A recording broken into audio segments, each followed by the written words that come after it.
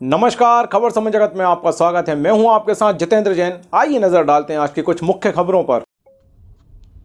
भोपाल मंत्रिमंडल विस्तार की खबरों के बीच पूर्व केंद्रीय मंत्री अरुण यादव ने कहा है कि कांग्रेस ज्वाइन करने प्रदेश भर से नेता संपर्क में हैं। निवाड़ी, सागर, दतिया जिले के प्रभावशाली नेता कांग्रेस के संपर्क में है।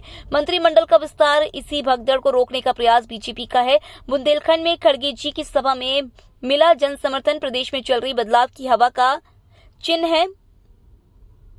चुनाव कौन किस सीट से लड़ेगा, इसका निर्णय दिल्ली लेगी। उन्होंने कहा कि कांग्रेस की सरकार इस बार भारी मतों से बनने जा रही है। प्याज पर ड्यूटी लगा रही है केंद्र सरकार। केंद्र और राज्य दोनों की ही सरकारें किसानों के विषय में नहीं सोचती। मध्य प्रदेश में कई सरकारी विभागों के कर्मचारियों को वेतन नहीं मिल रहा है। पांडुना को जिला बनाने की घोषणा पर अरुण यादव ने कहा कि सीएम घोषणा की मशीन है।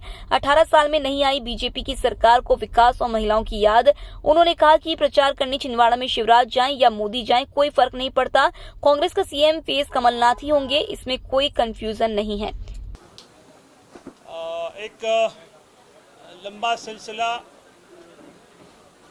कांग्रेस पार्टी में समूचे प्रदेश भर से ज्वाइन करने का चल रहा है और इसी संदर्भ में आज नेवाड़ी, सागर, शिवपुरी, दतिया जिले के प्रभावशाली भारतीय जनता पार्टी के वरिष्ठ नेता हमारी पार्टी में सम्मिलित हुए हैं और ये सिलसिला स्पष्ट करता है कि भारतीय जनता पार्टी में बुरी तरह से भगदड़ मची हुई है और उसी भगदड़ का नतीजा है कि मंत्रिमंडल का विस्तार सरकार करना चाहती है। अब वो चाहे मंत्रिमंडल का विस्तार कर ले, चाहे कुछ कर ले, मध्य प्रदेश में बदलाव की बयार है और ये बयार स्पष्ट करती है जिस तरह से लोग पार्टी में आ रहे हैं, सम्मिलित हो रहे हैं कि मध्य प्रदेश में 2023 में जो हमारा मिशन है कि मध्य प्रदेश में 150 सीटें लाकर हम कांग्रेस की सरकार बनाएंगे, उस मिशन को आगे बढ़ाते हुए ये सब कार्य योजना चल रही है और मुझे खुशी है कि इतनी तादाद में हमारी पार्टी में लोग सम्मिलित होते हैं और ये एक नई मजबूती कांग्रेस पार्टी को प्रदान करती है। 22 तारीख को हमारे राष्ट्रीय नेता, हमारे अध्यक्ष आदरणीय खड़गे जी सागर आए थे।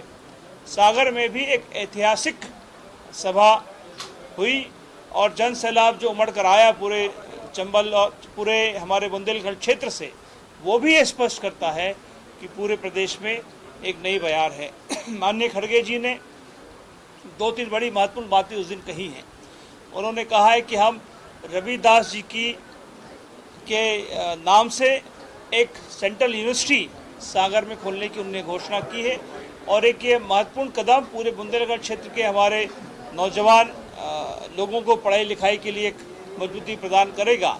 और मुझे लगता है कि जो खड़गे जी के आने से जो एक हमारे उस बुंदेलखंड क्षेत्र में भी नया प्रभाव कांग्रेस पार्टी के पक्ष में नजर आता है। कहा कि कांग्रेस की सरकार आ रही है तो क्लियर हुए मैं पूछना चाहता हूं, मुख्यमंत्री का चेहरा कौन होगा, क्योंकि इसको लेके कंफ्यूजन है। आधे नेता कहते हैं कमलनाथ जी का फाइनल है और कुछ कहते हैं चुनाव के बाद होगा। तो इसमें अरुण यादव जी का क्या कहना है कि क्या कमलनाथ जी मुख्यमंत्री होंगे? बिल्कुल बिल्कुल, मुख्यमंत्री का फेस मध्य प्रदेश में माननीय कमलनाथ जी होंगे। उनके नेतृत्व में ही हम मध्य प्रदेश में इस 2023 का चुनाव लड़ने जा रहे हैं। कोई कंफ्यूजन नहीं। बिल्कुल, आप कंफ्यूजन क्रिएट ना करें। जो इस बारे में कंफ्यूजन क्रिएट करना चाहते हैं मैं उनको स्पष्ट कर देना चाहता हूँ प्रेस के माध्यम से।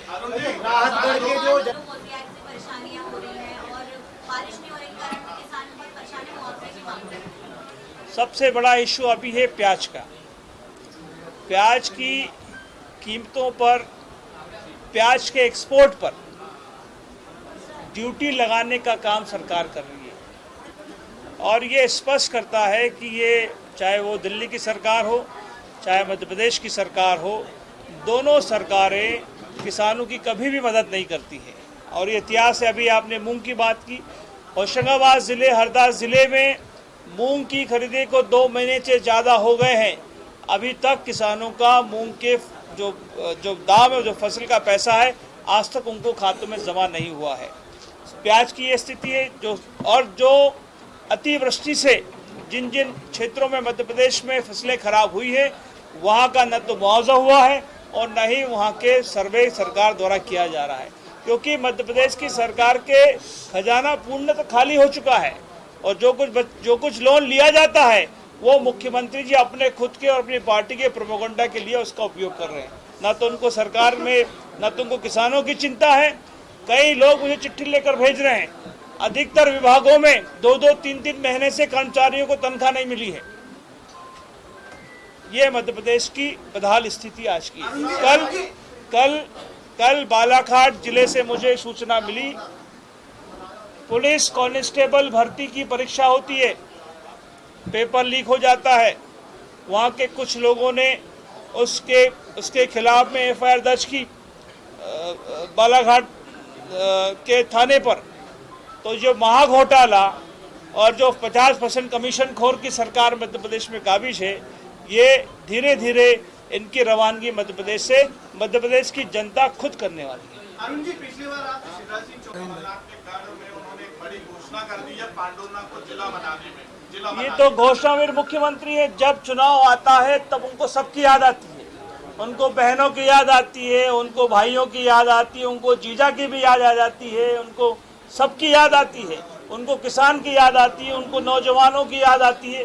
लेकिन मुख्यमंत्री जी 18 साल से आप प्रदेश के मुख्यमंत्री है, हमने तो आपको नहीं रोका, हमने तो किसी ने नहीं कहा कि आप मध्य प्रदेश का विकास मत करिए।